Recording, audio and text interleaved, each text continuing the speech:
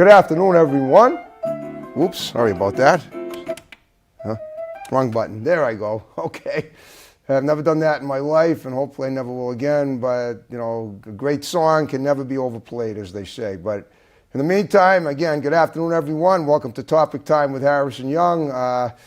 It's the week of Thanksgiving. It looks, you know, a little warm, not warm and moist out there. We like it that way. It's that time of year, kind of like at the holiday spirit. And we're always heating things up in here tonight. I have a magnificent guest. This gentleman here is known as the Undaunted Professor Harp. Full name, Hugh Holmes, given name. He's a blues harmonica player. He's a great singer. He's gonna totally entertain us tonight with some really awesome blues music that he created himself. He's got about 5 or 6 harmonicas, maybe even more than that, in his box there that he brought with him. And we're gonna talk to him a little bit, and then he's gonna play some for us. So, Undaunted Professor Harp, thanks for coming in. Well, thank you. Okay. Well, first of all, before we get started, how did you get into music? I asked this for all my guests. I take it you've been doing it for quite a few years. Well, I started out as a drummer. Okay. When? How old were you? Well, I'm 66 now, but okay. I started out when I was about maybe 15, 3/4 going on 16. Okay. In the 70s, playing drums. Right. And right here. You in a band? I tried to get a band, but I always ran into frustration. Could never really find players. Okay. And it's got to be tough doing it from the drummer's perspective. I mean, because, you know. Oh, yeah. Well, I think I would have been probably Dean of Blues drummers had I kept on it, you know. But the way my path went, yep. I went into Boston, you know, at a place called the Boston Tea Party. Okay. And back in those days, you could go and hear a whole lot of blues. Right. And it was around the time of the blues revival. I was about 18 or 19, you know about 17 or 18. Okay.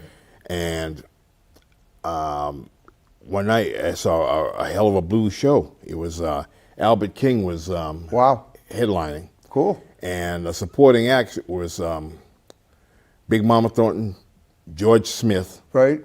George Harmonica Smith, who was my biggest influence. Cool. And their band, you know, Rod Piazza was with them too. Okay. And I had never heard much of electric harmonica before. I thought it was just Dylan, you know, like that, Dylan breathing through it, something like that, like a first position, you know. But I had never heard the real blues guys. No Little Walter, no James Cotton until, you know, later. Okay. And I saw George, and after I heard that, it just like, well, like as the saying goes, tore me a new one. And I dropped the drums, just got into playing harmonica. All right, now you just mentioned electric harmonica. Yeah. Is that what you just said? Yes, sir. Okay, by electric, are real harmonicas really powered by electricity? Or well, basically you cup it into a mic like this. Oh, okay. You see? Yep. You take a mic. Right. A microphone, and you put it into an amplifier, which you can't really see back here. He has one. He brought it with him. You know, yep. But it amplifies the whole signal. Instead of sounding like, you see what I mean? I hear what you mean. You know? Yeah. And that's what the old guys did. They used old PAs, whatever they could get at the time. Old PAs, amplifiers, whatever they had. You know, the old guys just used what was there back during the post-World War II era. Right. And it's been like this ever since. You know, Little Walter and Sonny Boy Williamson, all those guys. You know, Snooky Pryor. Cool. All those guys. Snooky Pryor said he did it first when he was in the Army. You know, he just put it through a PA system, and you know. Wow. But that's how you do it to get your sound. Right. You know. Cool. Oh, I see. Okay, interesting. You know, so and once it's amplified, it's a whole new ball game. Totally. You know. Yeah. You carry the room with you when you amplify. Oh yeah, no fill question. up the room. You know. And most people say I'm one of the loudest harp players around anyway. But well, why do you say harp if it's a harmonica? Is that well, they call it the mouth harp, the French harp. Oh, interesting. You know, they call it the mouth organ. Okay. And which I'll show a little bit later on, you know, because a lot of my stock and trade is playing and approximating an organ. Okay. So, I like to do that too. So, before the show's over, you'll get some of that too. All right. Now, well, since that time, I mean, you've played at a lot of places over the years. Are you in a band now currently? Yes, I have a band. Okay, yeah, what's headline band? It goes under my name. okay? Undaunted Professor Harp, Just like on Professor your Harp, briefcase. you know. Yeah. You name it, you know. Right, That's what okay. it goes by, you know. Cool. And got a guitar player with me. Like we go back about almost 50 years. Wow. Cat named Tom Williams. Okay. And he was from Bridgewater too. Lived over here on Spring Hill. Okay. And now I would say he's like the closest thing to Steve Cropper that you'd have around these parts. Right. Okay. You know, and I got a rhythm section, a couple of guys now finally that been able to find a good rhythm section that knows how to play the music the way it should be played. Right. Wow. A guy named Al Clemens, another guy named Jim Casey. So, you know, trying to develop it now and, you know, get out there and try to really do it, you know. Now, when it comes to writing your music, you write it's all original?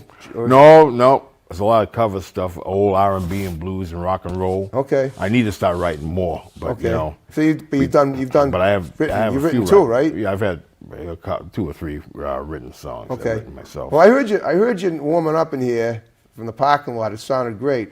I've also played something. You were at the Bull Run, and you said the town of Maynard. Oh yeah. Yeah, that was amazing too. And you know, you're an absolutely great talent, and I can't wait to hear you play something. So, what do you say? You know, we talked a little bit. Play a number. We'll talk about it and a little more after that, and then we'll maybe play another couple of songs. What do you think? All right. Well, And you're gonna sing too, right? Well, a little bit. Okay, cool. I don't have a duo with me, so it's going to be kind of. I do rough it, but I got a to do little it. cold. Did you make? Yeah, all right. You know, but I mean, I usually do that with a duo. But, Okay. You know, I might do something really primitive. Sounds good. Without further ado. So if I felt like doing something like a blue version of Duke Ellington's Don't Get Around Much Anymore. Okay. All right? I Here we might go. do it something like this because I learned it from Big Walter Horton. And, you know, I got the influence there, and I still try to, you know, put my spin into it. Sure. You know, so you might hear something like this.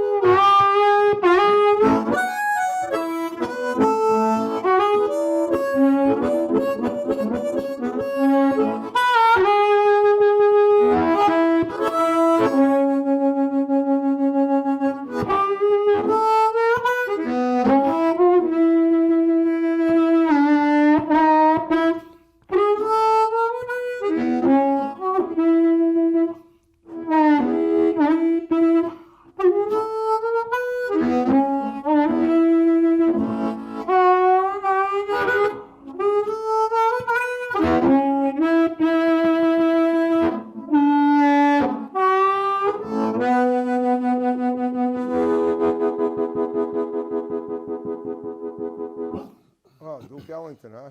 Oh, yeah. That's incredible. Well, okay. Now, have you ever done anything at Berkeley? No. Really? No, because Berkeley isn't a real traditional blues place like that. Really? Okay. The I mean, reason I've seen guys who play like Bruce Katz. He's got a professorship there. You know Charles Fusinski? No, I don't. But You know Fuse? Okay. I know Mike Williams and guys like Ralph Rose and those guys, but they play blues for years, so they know how to play it, you know. But a lot of them, it's a whole different situation there. They're playing, you know, million notes and all that, and you know, like the roots music that I play is very simple. Okay. Right. You know, it's not as complicated, but you know, it's very deceptive because people think everywhere you go, you know, people think anybody can play it, but nothing can be further than the truth. Right. Oh, I can see that. You know, people think, you know, people go to these blues jams, and they come out and they play, you know, 8 million notes and everything, and they think they're playing blues, but a lot of it's I would say the bulk of it's from the soul. True. Well, let me ask you: did you go to school at all for music anywhere? No, I didn't. Totally self-taught. Well, not self-taught. I've taken a few lessons from a couple of guys. Okay. In Beantown, you know. Right. You know, one guy doubles on sax, a cat named Jeff Wadsworth, and you know, I believe he played with Buck and Bird Taylor and a lot of guys, some of the soul guys in Boston, you know. Okay. I still stay in touch once in a while. I tell him, well, Jeff, I'm still trying to clean out my act, you know. Okay. But basically, when you play harmonica, you know, you're gonna find it's desire that makes you do it. Of course. Because, you know, a piano player can show people fingering on a keyboard. Okay? Right. Guitar player can show how you finger and get the chords. Right. But even if you X-ray a mouth, you're not going to see how the air flies or how he's holding the tongue very well. That's true. So it's a lot of ear and desire. Right. Wow. You know, that's where harmonica players, I believe, are a special breed. They are. You know, to play it right. Yep. And I don't say I know everything. I always say I'm at the tip of the tip of the tip of the tip of the tip of the tip of the iceberg, you know, when it comes to blues and playing harmonica. But I just do my thing, do the best I can, you know, pick up from whoever I've learned from, and just try to do that, you know. I mean, try to develop my own style from it, you know, my own spin, you know. Right. And I like to play rock and roll, like, you know, and soul, because that's all, you know, R&B rooted, too. well, R&B because it's rooted in the blues. You know? Right. There's a reason why they call it R&B. Exactly. And I believe it's time to get the beat back in R&B, really. Okay. Well, how about doing another song and putting the beat back in it? All right. Well, say if I wanted to play, you know, a funky number. There you go. You know, like say, you know.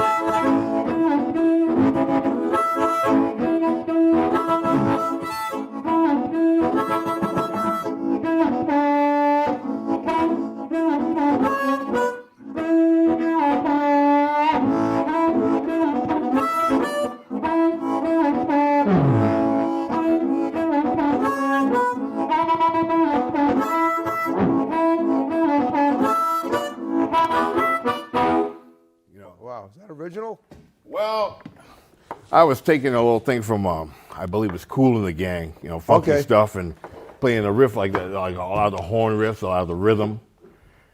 You know, Okay, because cool. I mean, you know, you can't, you know, really separate the blues from R&B. That's the biggest mistake people have made. Right, of course. It can't be done, you know. Although, not right. although speaking as a music, you know, fan myself, Mm-hmm. I find that R&B, it seems a little more. The songs are more melodious. Yeah, and they're more intricate too. Yeah, Right. more hooks and all that, which is cool. But you can get it in the root form. You know, right now it's very much like country music. It's been over polished, in my opinion. Okay.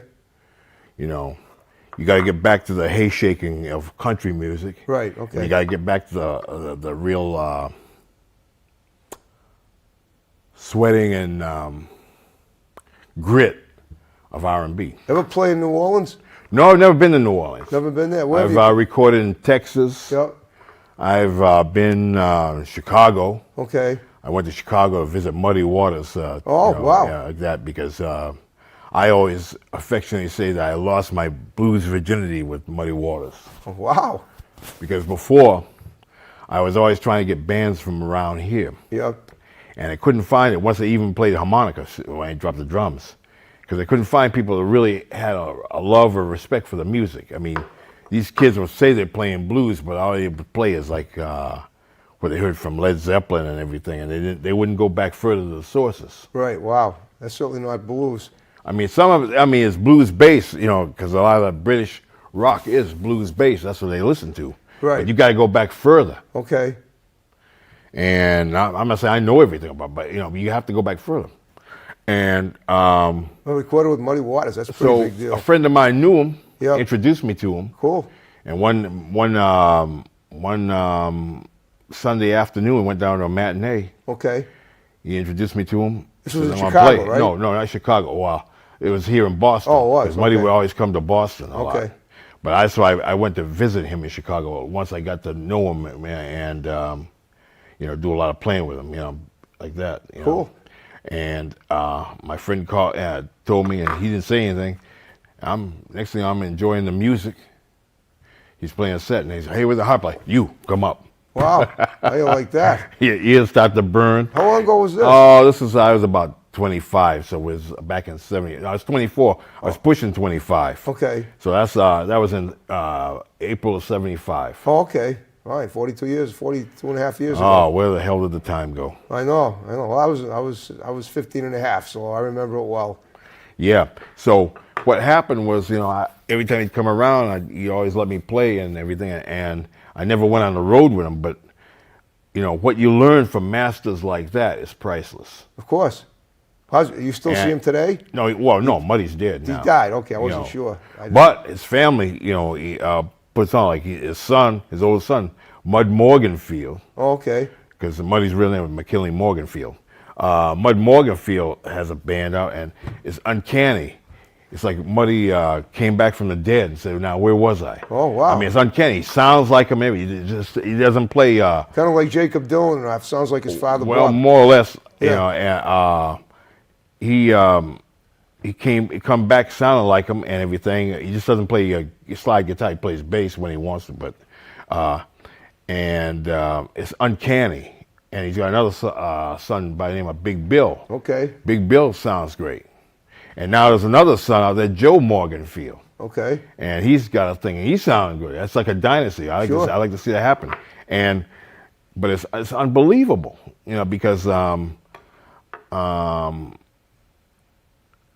listened to Mud Morganfield play with Kim Wilson of the Okay. Fab Oh, yeah, Thunderbirds. Kim Wilson. Well, Kim Wilson is the closest thing you're going to have to Little Walter, I think, harmonica-wise. Okay. Wow. Regardless of race, creed, or color. He's the closest one that I've ever heard for, you know, to Little Walter. Right. Wow. You know, it's just uncanny the way he would create stuff like Little Walter. Tell me about your band. How many in it? A 4-piece. 4-piece?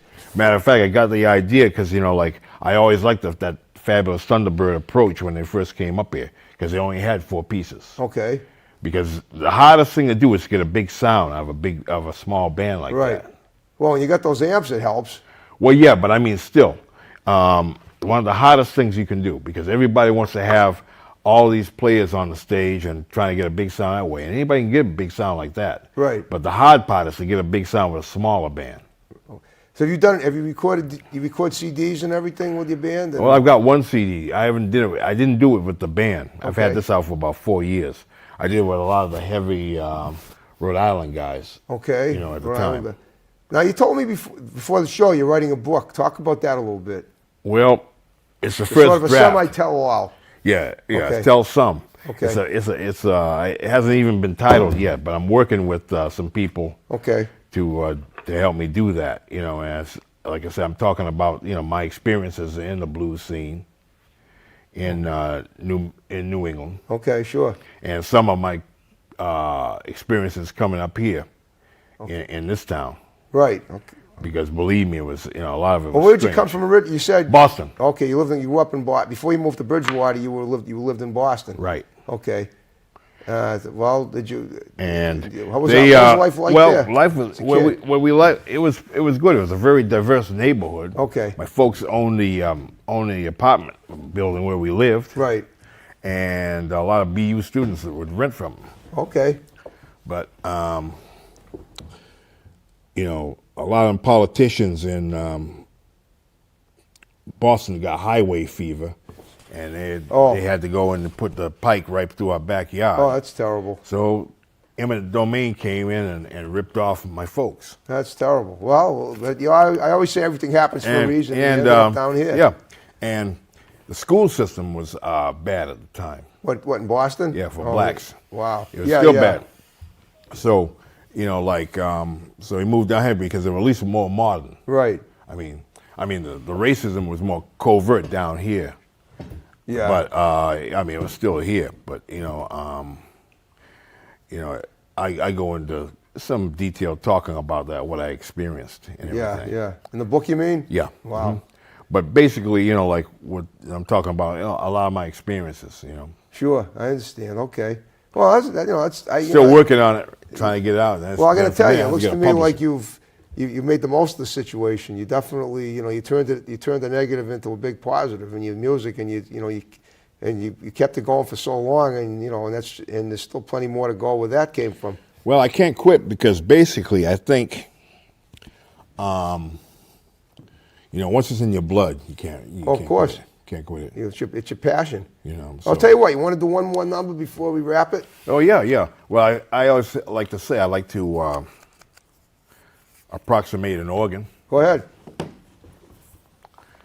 Go over here now. We'll say one of this,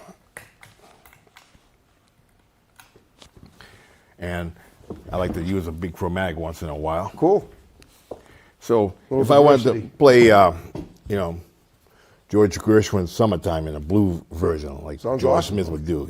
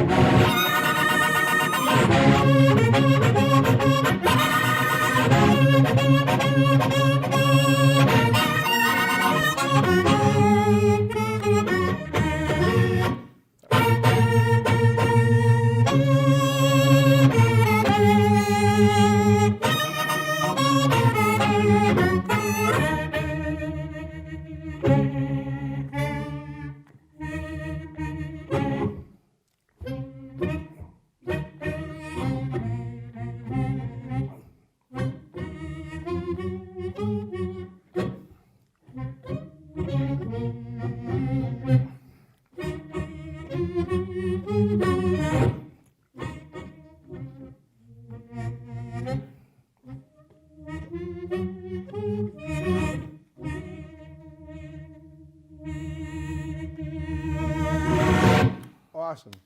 Well, you did. You know, you did a great job. Listen, I hope we covered most of what you did tonight. I hope you had a good time. Oh, much obliged. Okay, and so what we're going to do is we're going to wrap the show up. You ready to do the rhythm thing too? All right. All right, folks. Thanks for watching. Top of Time, great guest. Another one next time. If I don't see you, and have a happy Thanksgiving. And then after that week, we'll Tell them go to www. Oh, yeah, go ahead. Go to www.professorharp.com.